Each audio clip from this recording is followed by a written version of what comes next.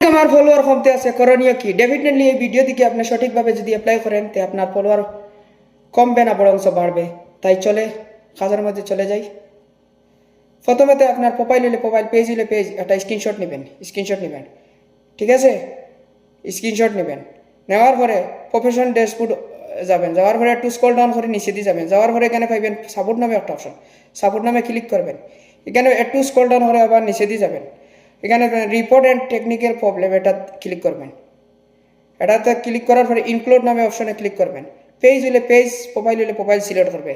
তো আমার এটা পেজ, তার কারণে আমি পেজটা সিলেক্ট করি। দেখি পেজ সিলেক্ট করলাম। এখানে আমি একটা মেসেজ লিখে রাখছি, এটা পেস্ট করে দিলাম। পেস্ট করা, ঠিক আছে, এটা পেস্ট করে দিলাম। এটা পেজ,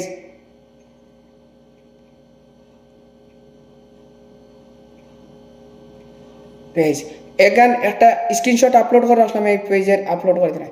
এখানে সেন্ড, আমার কাজ শেষ।